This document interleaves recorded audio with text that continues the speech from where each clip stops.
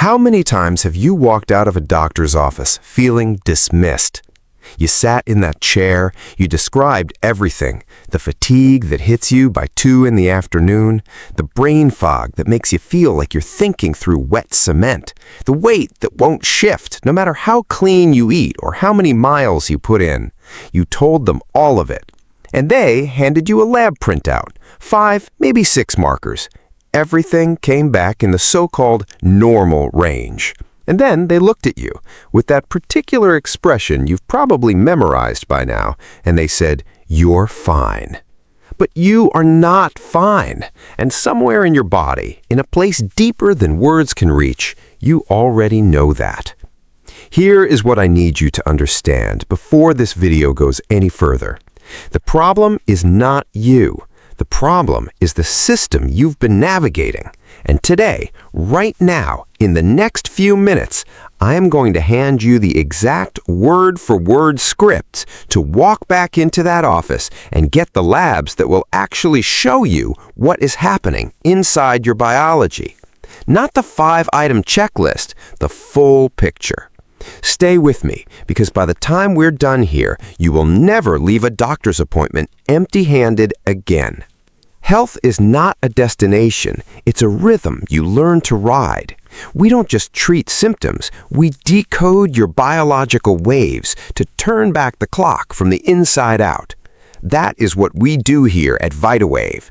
That is the foundation of every single conversation we have on this channel. And today's conversation is one of the most practically important ones I have ever recorded, because it gives you something you can use tomorrow morning. Not a concept to think about, not a philosophy to aspire to, a tool, a set of precise, clinical, battle-tested words that will change the outcome of your next medical appointment. I'm Dr. Elias Site. Let's go. The standard care trap. Why the system was never designed to find you. Let me be honest with you about something the medical system will never put in a brochure. The standard comprehensive metabolic panel, the one your primary care physician orders almost by default, was developed in the 1970s. It was designed for a sick care model. Its job is to catch you when you are already falling, when your kidneys are in distress, when your liver enzymes are spiking into a danger zone, when your blood sugar has crossed into a diagnosable disease state. Those are the conversations that basic panel is equipped to have. What it is not designed to do, and this is the part nobody tells you, is catch the years of quiet biological drift that happen before any of those emergencies occur. And here is what makes that genuinely infuriating. In 2026, the tools to see that drift already exist. We have functional lab panels that can assess your mitochondrial energy output, your full-spectrum inflammatory cascade at the cellular level, your cortisol rhythm mapped across the entire day, not just a single morning snapshot, your advanced lipid particle count and size distribution, your oxidative stress burden, your comprehensive hormonal landscape, including the conversion pathways your standard TSH will never reveal. These are not experimental markers. They are not fringe science. They are published, cited, replicated in peer-reviewed literature, and referenced in current precision medicine frameworks. They are available right now at major diagnostic laboratories across the country. But your insurance protocol does not prioritize them. And your physician, who's managing 40 or more patients a day, charting between appointments, navigating billing codes and prior authorization requests, often does not have the bandwidth to go off script for a patient who hasn't explicitly asked. So the system defaults to reactive. It waits, it monitors, and by the time it catches what is building in your body, building has already become serious. You deserve a different standard of care, and you have more leverage to demand it than you have ever been told. The psychology of clinical persuasion. How to walk into that room and be heard. Before I give you the exact script, I need you the mindset, because how you show up in that room shapes everything that happens in it. Most people enter a doctor's appointment as a patient in the traditional sense of the word, passive, deferential, waiting to be assessed and directed. And most physicians, without any conscious malice, respond to that energy by staying in expert authority mode. They run the protocol, they answer questions, they move to the next room. What you want to do instead is arrive as a collaborative partner. Not confrontational, not demanding, not armed with a stack of printouts from a wellness blog. Collaborative.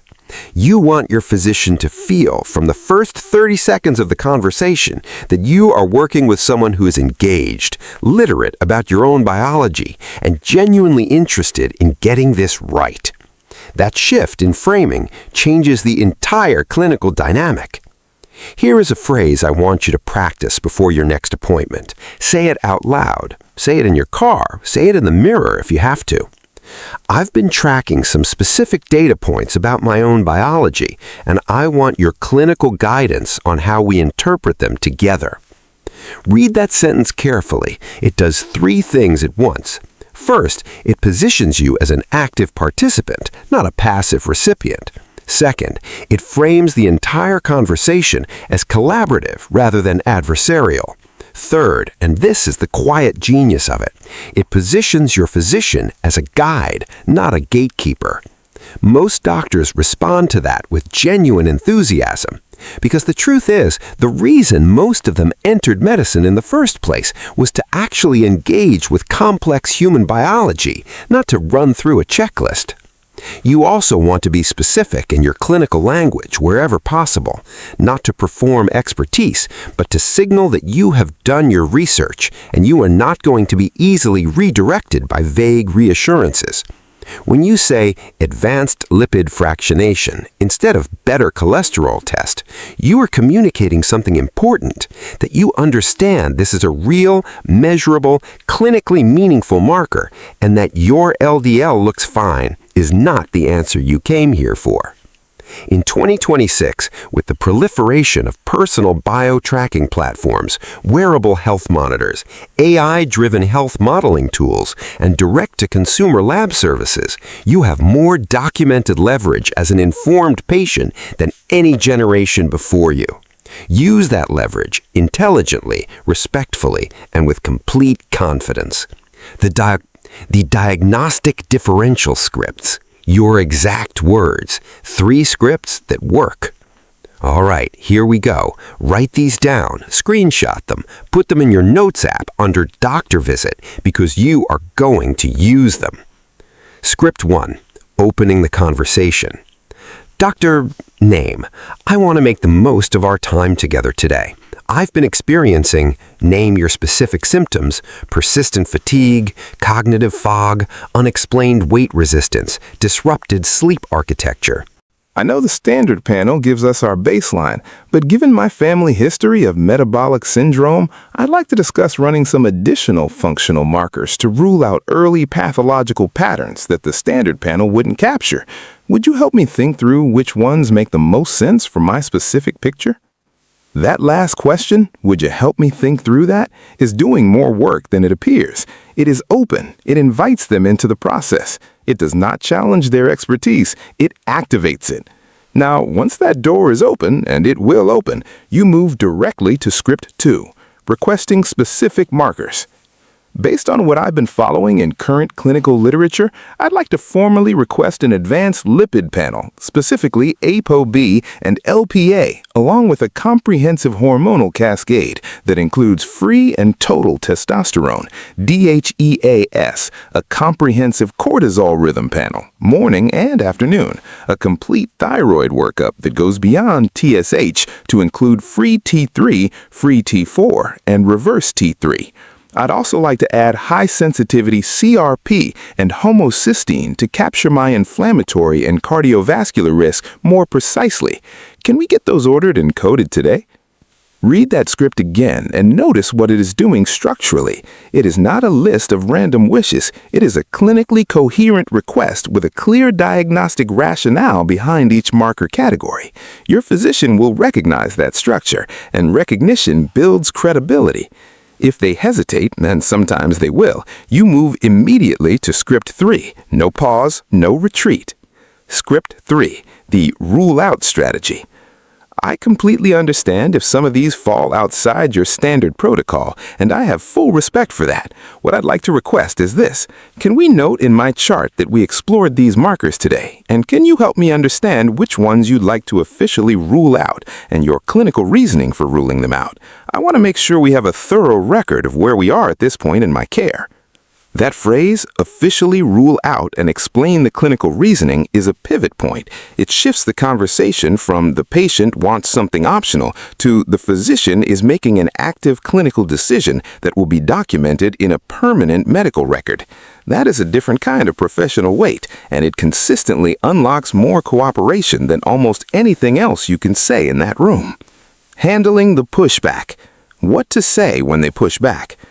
Let's be completely real with each other right now. Even with perfect framing, even with the exact scripts I just gave you, sometimes you will hit a wall. So let's talk about what those walls look like and exactly how you go through them. Pushback number 1. That's not medically necessary. This is the most common one, and it sounds final. It is not. I understand that's the current coding standard. I'd like to formally request that your determination of medical necessity be documented in my chart, specifically which markers you consider not indicated at this time.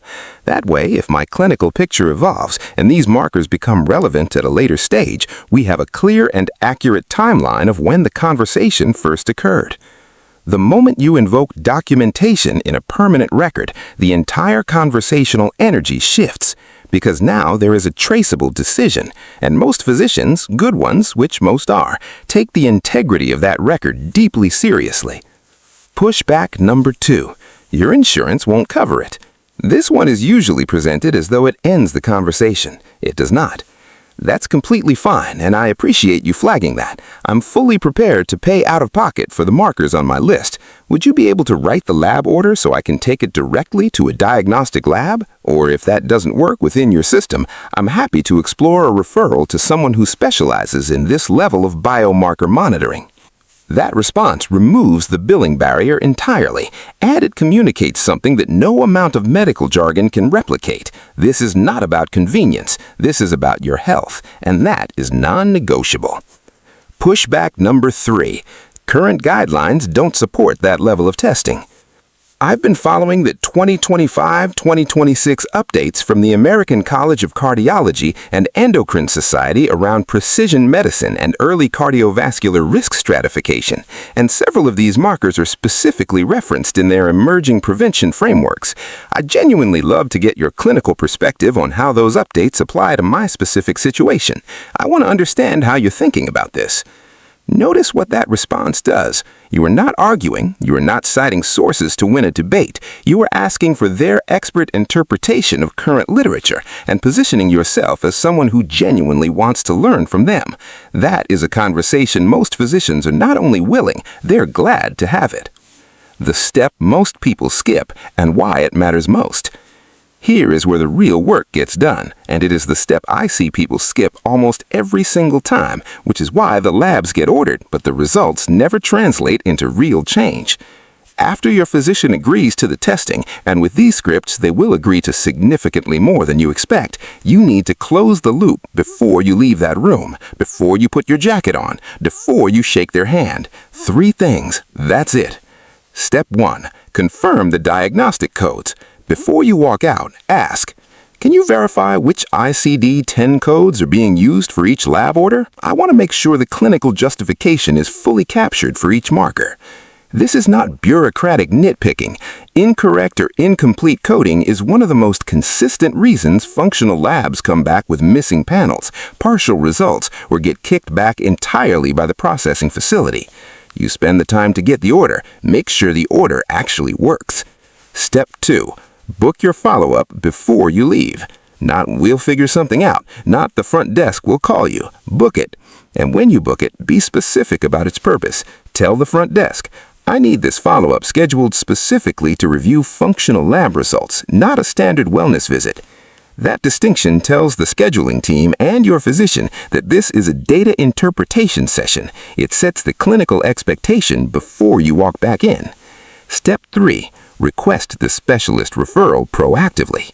If your results indicate markers that require a specialist's lens, and many functional results will, do not wait for a referral to arrive in the mail 3 weeks from now. Ask for it today while you are still in the room. If these results come back showing elevated homocysteine or abnormal lipid particle distribution or hormonal dysregulation, who would you recommend I see for a precision medicine interpretation? Can we get that referral process started now so we're not losing time if the data points us in that direction? Proactive. That one word separates people who get answers from people who get waiting rooms. And here is why all of this matters at the level that I actually care about, at the biological level. Your body is producing data constantly. Every single second, your hormones are signaling, your inflammatory pathways are responding, your mitochondria are reporting their efficiency, your lipid particles are either floating safely or burrowing into arterial walls. That story is being written in real time, and the only question is whether anyone is reading it. Because when that story goes unread for long enough, when the early signals are repeatedly dismissed or never even measured, the quiet chapters become footnotes in a much harder narrative. The early stage becomes the advanced stage, the correctables becomes the managed, the reversible becomes the chronic. At VitaWave, we refuse to accept that timeline. We were built on the belief that you have the right to read your own biological story, not 5 years from now when the symptoms have hardened into diagnoses, but now, today, when the signals are still subtle and the window for genuine, meaningful cellular level change is still fully open. The standard system was built to catch you when you fall. We are building something different. We are building the foundation that means you never have to fall in the first place. So, here is what I need you to do before this video ends and before the rest of your day pulls you back in. Screenshot the 3 scripts I gave you. Right now, save them under Doctor Visit in your notes, because the next time you sit in that waiting room, and you will sit in a waiting room again, and you feel that familiar anxiety about whether they'll take you seriously this time, those words are going to be right there, ready, clear, yours. You are not asking for a favor. You are not being difficult. You are asking for the data that your health requires.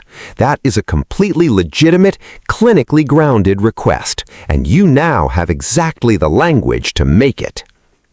If this video gave you something real today, if something in here shifted how you think about your relationship with your own health care, do one thing for me. Share it with someone in your life who needs it. Because someone you know is sitting in a waiting room right now, describing their symptoms to a physician who is running a 1970s checklist, walking out feeling dismissed, and not knowing that the conversation could go completely differently. Give them the scripts. I'm Dr. Elias. Site and subscribe. This is VitaWave. And remember, health is not a destination. It is a rhythm you learn to ride. We don't just treat symptoms, we decode your biological waves to turn back the clock from the inside out. The next video in this series covers exactly which biomarker results to watch for and what your numbers actually mean when you finally get them. I'll see you there.